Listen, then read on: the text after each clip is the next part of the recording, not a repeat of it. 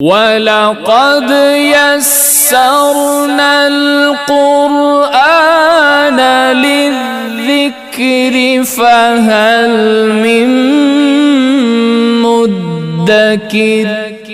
بسم اللہ الرحمن الرحیم۔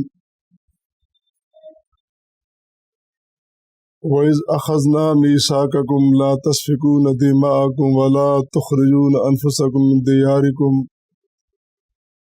ثُمَّ أَقْرَرْتُمْ وَأَنْتُمْ تَشْهَدُونَ۔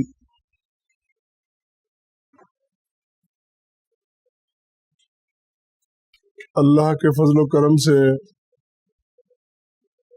سورہ بقرہ کا مطالعہ جاری ہے، اور آج یہ جو آیت کریمہ آپ کے سامنے تلاوت کی اور مزید 2 آیات، ان کی روشنی میں چند معروضات آپ کے سامنے پیش کی جائیں گی۔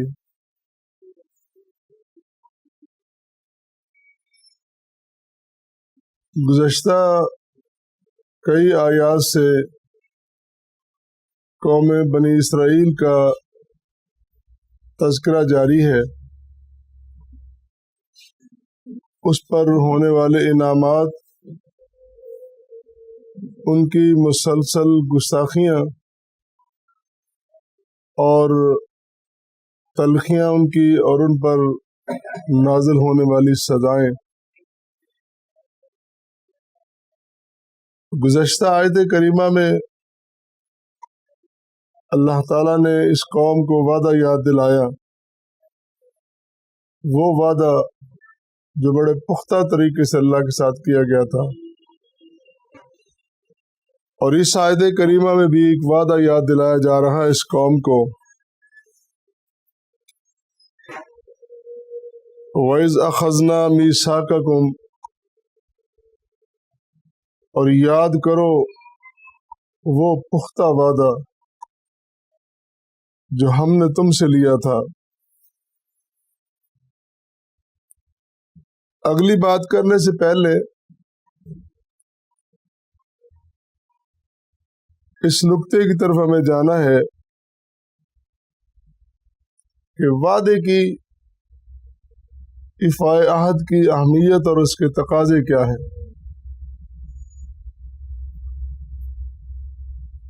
اگر ہم غور کریں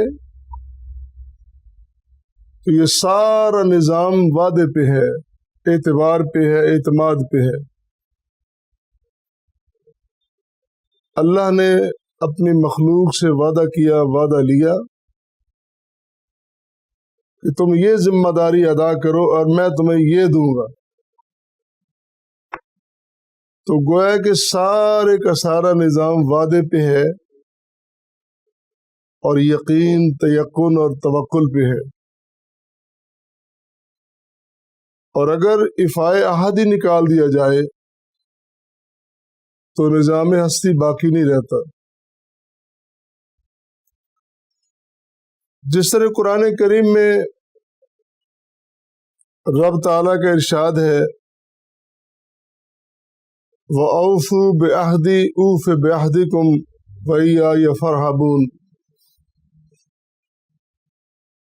تم میرا وعدہ پورا کرو، میں تمہارا وعدہ پورا کروں گا، اور مجھ سے ڈرتے رہو۔ وہ کون سا وعدہ ہے جو اللہ نے کیا ہوا ہے، اور وہ کون سا وعدہ ہے جو اللہ نے لیا ہوا ہے۔ جب انسان کو پیدا کیا گیا تھا، جب بنی نوع انسان کا سلسلہ شروع ہوا تھا، اسی وقت اللہ تعالیٰ نے ایک وعدہ لے لیا تھا، جس کا ذکر قرآن کریم میں ہے سورہ اعراف میں، وَإِذْ أَخَذَ رَبُّكَ مِن بَنِي آدَمَ مِن ظُهُورِهِمْ، اور جب تیرے پروردگار نے بنی آدم سے وعدہ لیا، اور وہ وعدہ کیا تھا کہ أَلَسْتُ بِرَبِّكُمْ، کیا میں تمہارا پروردگار ہوں کہ نہیں؟ کیا تم مجھے اپنا رب اپنا پالن ہار مانتے ہو کہ نہیں؟ قالوا بلا، سب نے کہا۔ وہاں تمام لوگ تھے،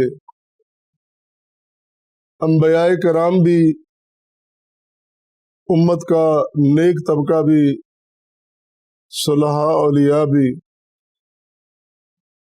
اور جو برے ہیں وہ بھی تھے۔ سب نے وعدہ کیا، کیوں نہیں، تو ہی تو ہمارا پروردگار ہے۔ یہ وہ وعدہ ہے جو تمام تر بنی نوع انسان، جس قدر آدم علیہ السلام سے لے کر قیامت تک جتنے افراد نے پیدا ہونا ہے، سب سے وعدہ لیا، اللہ کی الوہیت کا، اس کی ربوبیت کا۔ اور دوسرا بڑا وعدہ، وَإِذْ أَخَذَ اللَّهُ مِيثَاقَ النَّبِيِّينَ، اللہ نے نبیوں سے وعدہ لیا، اے میرے انبیاء کرام، میں تم سب کو نبوت کا تاج پہنا کر دنیا میں بھیج رہا ہوں،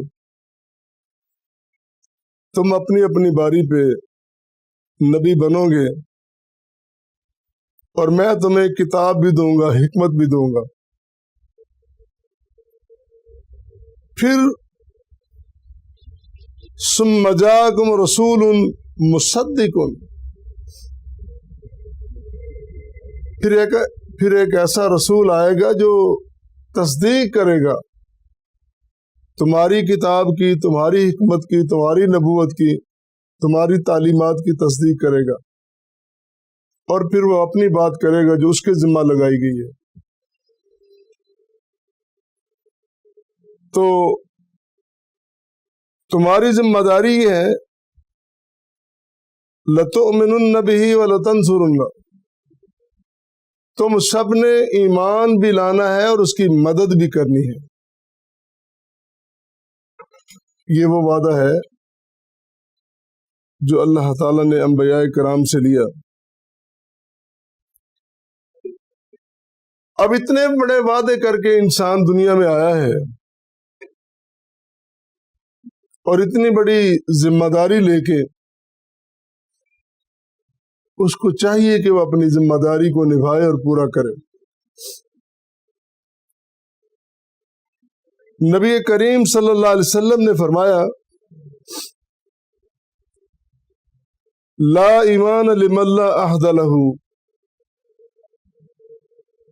جو شخص وعدے کا پاس نہیں کرتا، ایفائے عہد نہیں کرتا، اس کا کوئی ایمان نہیں ہے۔ ایمان صرف نماز پڑھنا، صرف زکوٰۃ دینا، صرف ذکر الہی کرنا، یہ نہیں ہے۔ ایمان زندگی کا پورا احاطہ کرتا ہے، تمام تر اقوال، افعال، اعمال سب اس میں ہیں، وہ سارے کے سارے ان تعلیمات کے مطابق ہوں جو اللہ تعالیٰ نے دی ہیں اپنے پیغمبروں کے ذریعے، اور اس کے مطابق اپنے آپ کو ڈھالنا ہے، اس کے مطابق اپنے آپ کو بنانا ہے، اور جو نظام رب نے دیا ہے اس نظام کے مطابق چلنا ہے۔ ہم اپنی طرف سے کچھ چیزیں شامل کر کے، اقوال شامل کر کے، باتیں شامل کر کے، حکایات شامل کر کے، خرافات شامل کر کے، ہم اس کو خلط ملط نہیں کر سکتے۔ یہ ممکن ہی نہیں ہے کہ ہم اپنی مرضی کریں اور پھر دین پہ کاربند بھی رہے، ہمارا ایمان بھی باقی رہے اور اسلام بھی باقی رہے، یہ ممکن نہیں ہے۔ بڑی خوبصورت حدیث صحیح بخاری کی، امام قرطبی نے بھی اس کو نقل کیا ہے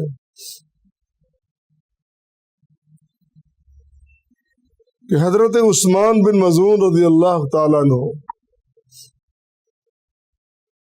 انہوں نے 10 صحابہ کی موجودگی میں بیعت کی اور عزم صمیم کیا، پکا ارادہ کیا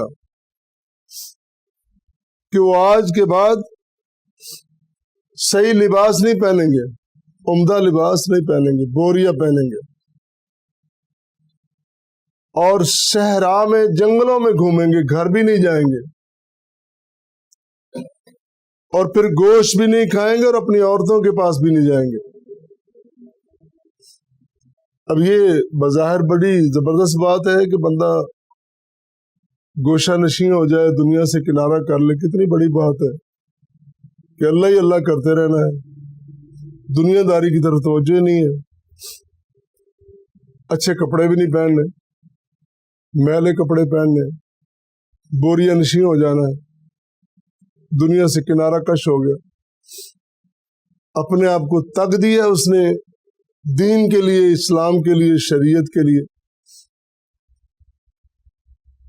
یہ ظاہری طور پر تو ایسا لگتا ہے، لیکن یہ حقیقت کے خلاف ہے۔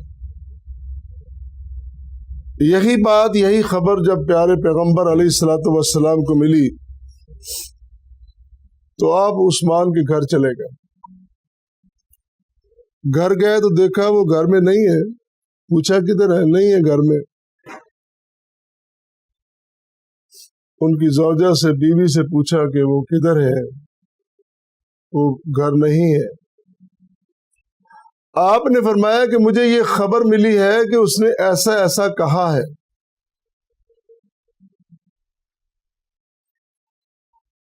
اب بیویاں بھی وہ بڑے صبر والی تھیں، ایمان والی تھیں، سلامتی والی تھیں، وقار والی تھیں، چھوٹی چھوٹی باتوں پہ شکوے گلے کرنے والی نہیں تھی۔